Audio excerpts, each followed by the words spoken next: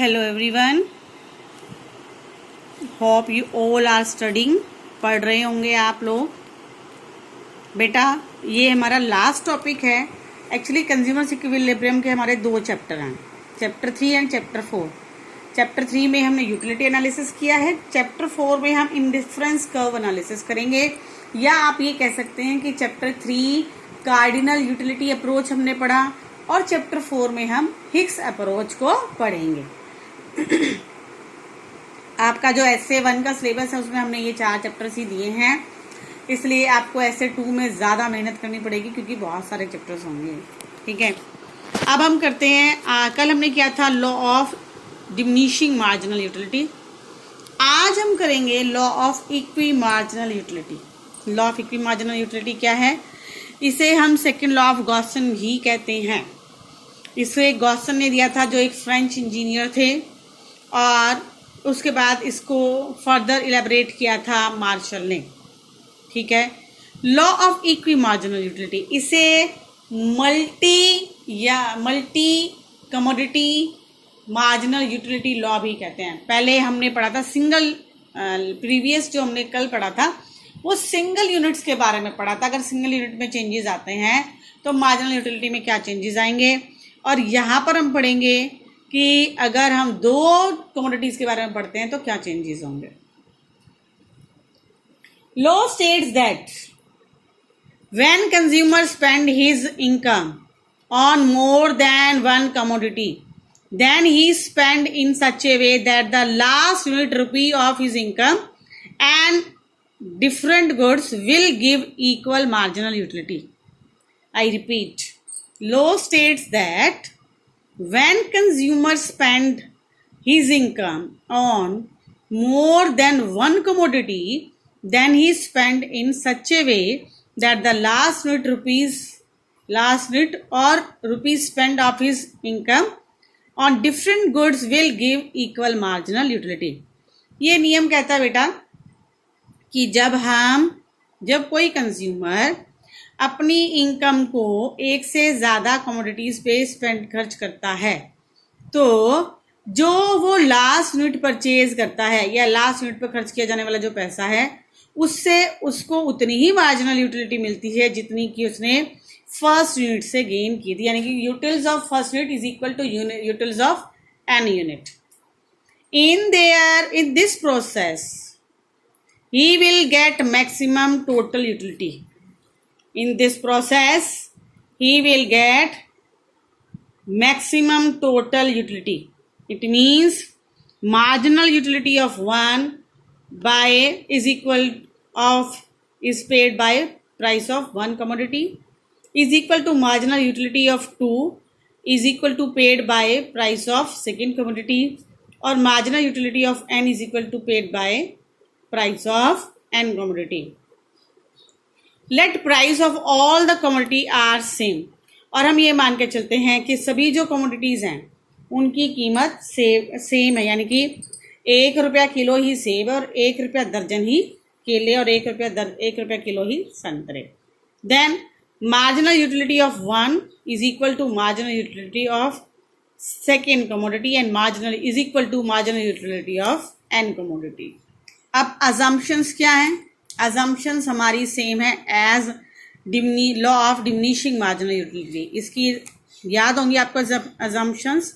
Rational consumers, ठीक है, no change in income, taste and preference, no change in price of related goods, no expectation of change in price. इस तरह से हमने पढ़ा था। और इंडिपेंडेंट यूटिलिटी। अब हम एक्सप्लेन करते हैं law of equi marginal utility को। Law of equi marginal utility क्या है? Let income of a consumer is 5 rupees. ऐसा है नहीं, ये अब मान लेते, ठीक है, एज्यूम कर लेते हैं। अब कोई भी लॉ जब हम पढ़ते हैं बेटा तो कुछ अजम्पशंस होती हैं, एज्यूम किया जाता है। एक्सप्लेनेशन क्या है? एक्सप्लेनेशन बेटा, let income is equal to 5 rupees. ठीक है, हाँ, कंज्यूमर की इनकम 5 रुपीज है। एप्पल की कॉस्ट है 1 एप्पल 1 रुपीज ईच एप्पल।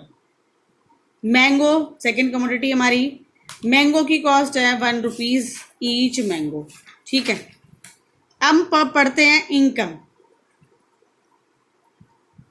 पहले हम एप्पल की मार्जिनल यूटिलिटी लेंगे, फिर बेटा हम मैंगो की मार्जिनल यूटिलिटी लेंगे। अब कंज्यूमर क्या करता है, एप्पल क्या 1 रुपया एप्पल पे खर्च करता है। ठीक है, जब वो एप्पल पे 1 रुपया खर्च करता है तो उसको कितनी मार्जिनल यूटिलिटी मिलती है, 12। अब वो सेकेंड रुपीज जो है वो एप्पल पे स्पेंड करता है, वो स्पेंड करता है एप्पल पे। तो सेकंड की जो है यूटिलिटी क्या है बेटा, 10 रुपीज है।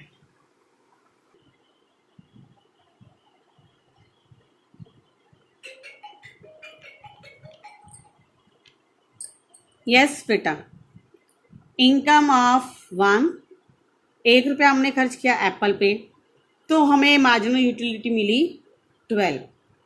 फिर हमने सेकंड रुपया खर्च किया अपनी इनकम का, तो एप्पल से हमें मार्जिनल यूटिलिटी मिली सेकंड यूनिट से 10। थर्ड यूनिट से हमें जब हम स्पेंड करते हैं 3 रुपये, तो थर्ड यूनिट परचेज करने पर बेटा हमें यूटिलिटी मिली 8। अब हम देखते हैं कि अगर हम एप्पल की थर्ड यूनिट परचेज करते हैं तो हमें मिलती है यूटिलिटी 8। इसकी बजाय अगर हम वो थर्ड रुपीज़ मैंगो पे स्पेंड करते हैं तो हमें मार्जिनल यूटिलिटी मिलती है 10 रुपीज़। ठीक है ना, अगर हम मैंगो पे खर्च करते हैं बेटा तो कंज्यूमर को मार्जिनल यूटिलिटी मिली 10, तो वो क्या करेगा, एप्पल की थर्ड यूनिट की बजाय वो क्या परचेज करेगा, मैंगो परचेज करेगा। सेकंड यूनिट अगर हम मैंगो की परचेज करते हैं तो हमें मार्जिनल यूटिलिटी मिलती है 8।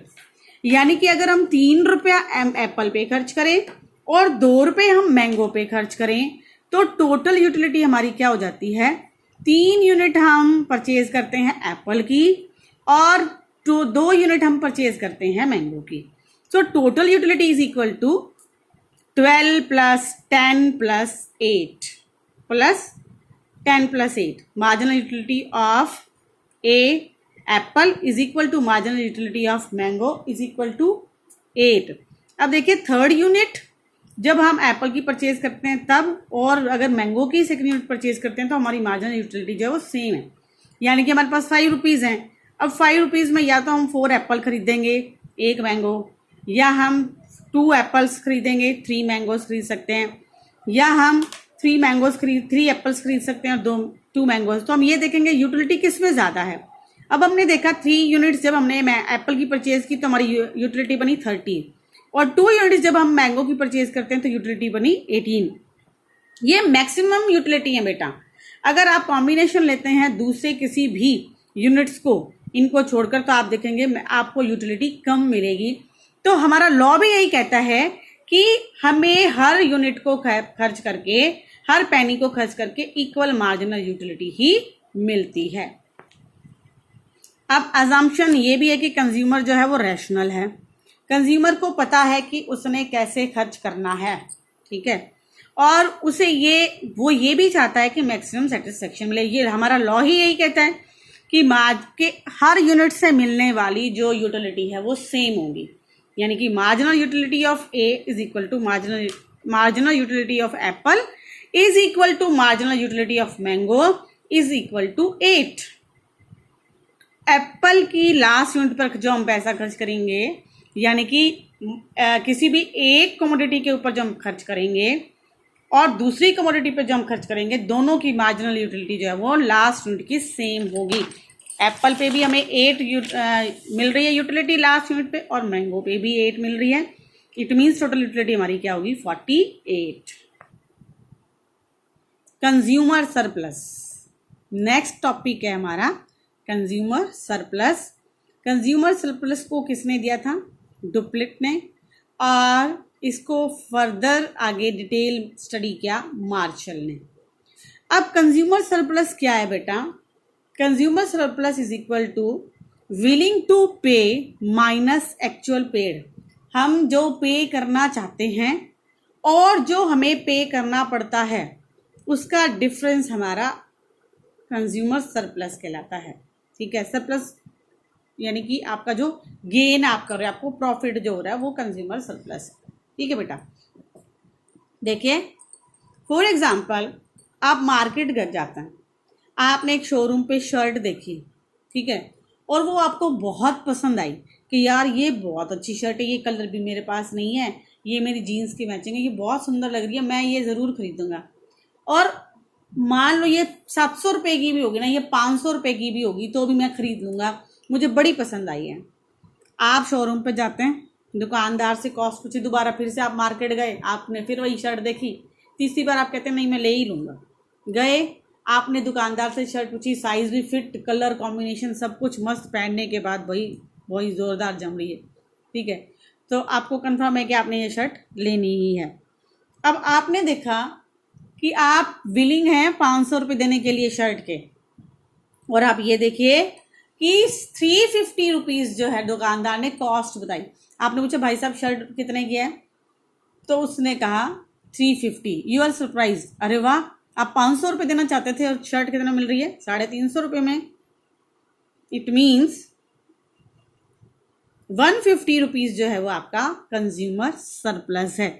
500 रुपये आप देना चाहते थे, 350 में आपको वो चीज़ मिल गई है, तो 150 जो होगा वो हमारा क्या होगा, कंज्यूमर सरप्लस। अब consumer surplus is equal to marginal utility at the market price. जो प्राइस है उसका, उसके मार्केट प्राइस जो है उस चीज़ का, किसी कमोडिटी का, उससे जो आपको मार्जिनल यूटिलिटी मिल रही है वही आपका कंज्यूमर सरप्लस है। नेक्स्ट है अजम्पशंस। अजम्पशंस क्या है बेटा इसकी, assumptions same as diminishing marginal utility, law of diminishing marginal utility जो है उसके वही आपकी अजम्पशंस हैं। यूनिट्स दे, अब हम इसका शेड्यूल बनाकर देखते हैं बेटा। आप कोई भी चीज़ परचेज करते हैं, आप विलिंग टू पे हैं और जो एक्चुअल पेड है, ठीक है। अब देखिए आप कहीं घूमने के लिए गए, ठीक है, जब आप घूमने के लिए गए, आप मार्केट गए, आपकी कज़न की शादी है, आपने ड्रेसेस लेनी है और आप दिल्ली चांदनी चौक चले गए या कनॉट प्लेस चले गए। अब जब कनॉट प्लेस गए पर शॉपिंग करते करते भूख लगी है और आप लोग जो हैं एक रेस्टोरेंट में चले गए। रेस्टोरेंट में जब आप जाते हैं तो रेस्टोरेंट का लेवल बड़ा हाई है, एसी वेसी साफ़ सफाई सब बहुत बढ़िया है, तो आप कहते हैं भूख तो लगी है, कुछ तरह कुछ खाना तो है ही। एंटर किया, सोचा क्या लेते हैं, चलो समोसा ले लेते हैं, ठीक है, या ब्रेड पकौड़ा।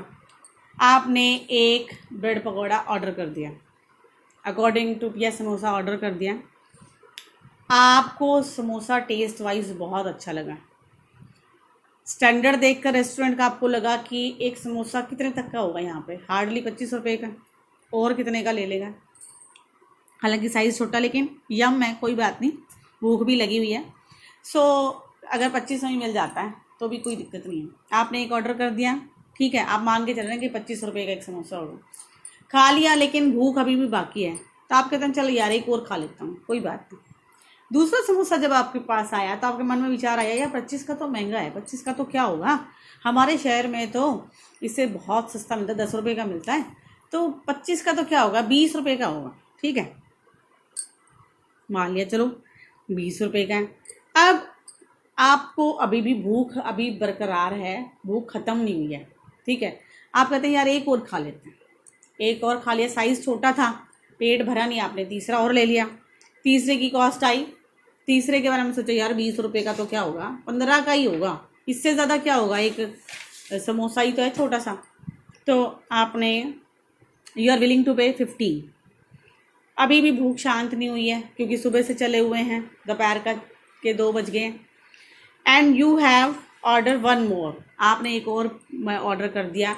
अब आपके दिमाग में आता है नहीं यार इतना महंगा तो नहीं हो सकता, 10 रुपये से ज़्यादा तो होना ही नहीं चाहिए, साइज़ के अकॉर्डिंग तो ये 10 रुपये भी ज़्यादा हैं। और चौथे पे आप आ जाते हैं 10 रुपीज़ कॉस्ट, ठीक है। अब अगर हम टोटल जो इसका करें, तो आपने वेटर को बुलाया और पूछा, या आप काउंटर पे गए और आपने पूछा भाई साहब कितना बिल हुआ, 4 समोसे लिए थे तो दुकानदार कहता है जी 10 रुपीज़ ईच। आप कहते हैं अरे वाह, मन में आप सोच रहे थे कि 25 रुपये का होगा, तो पहले के लिए आप 25 रुपये पे करने के लिए विलिंग है। इट मीन्स एक्चुअल प्राइस जो थी वो 10 रुपीज़ थी और आपका कंज्यूमर सरप्लस क्या हुआ, 25 minus 10 is equal to 15। Second unit के लिए आप 10 रुपीज़ पे करने के लिए तैयार हैं, ठीक है, और आपकी 20 रुपीज़ पे करने के लिए तैयार हैं, जबकि आपको पे करने पड़ रहे हैं 10 रुपीज़। तो आप देखिए 20 minus 10 is equal to 10। 15 third unit के लिए आप 15 पे करना चाहते थे, लेकिन आप 15 माइनस 10 5 रुपीज़ आपका सरप्लस हो गया। अब लास्ट आया आपका 10th, मतलब 4 समोसा, जिसके लिए आप 10 पे करना चाहते थे, और उसके लिए उसमें आपकी मार्जिनल यूटिलिटी हो गई या कंज्यूमर सरप्लस हो गया 0। आप you are willing to pay 25 plus 20 plus 15 plus 10 is equal to 17। You are actually paying 10 10 10 10 40 और आपका कंज्यूमर सरप्लस हुआ 70 माइनस 40। अब इसको शेड्यूल से समझते हैं बेटा। मार्जिनल यूटिलिटी ऑफ पी, ठीक है, एक तरफ हमने प्राइस ले लिया है और एक तरफ हमने ले ली है units. Marginal utility and P ले लिया और एक तरफ हमने ले ली है यूनिट्स। अब समोसे लिए आपने 1 2 3 4, ठीक है, और मार्जिनल यूटिलिटी हम लेते हैं विलिंग या प्राइस हम लेते हैं 5 10 15 20 25। मार्जिनल यूटिलिटी हम ले लेते हैं। तो पहले के लिए आप पे करते हैं, पे करना चाहते हैं 25, दूसरे के लिए 20, तीसरे के लिए 15 और चौथे के लिए 10। इन्हीं सभी पॉइंट्स को मिला दिया, ये हमारी बन गई मार्जिनल यूटिलिटी कर्व। अब एक्चुअल प्राइस क्या है, प्राइस लाइन क्या है हमारी 10, ठीक है। तो आप पे तो 10 करना चाहते थे, पे तो 25 करना चाहते थे और पे कर रहे हैं आप 10। तो ये जो ऊपर वाला एरिया है बेटा हमारा, ये है जो कवर्ड एरिया है, ये हमारा हो गया कंज्यूमर सरप्लस का। क्या हो गया, ये कंज्यूमर सरप्लस का, यानी कि ये आपका प्रॉफिट हो गया।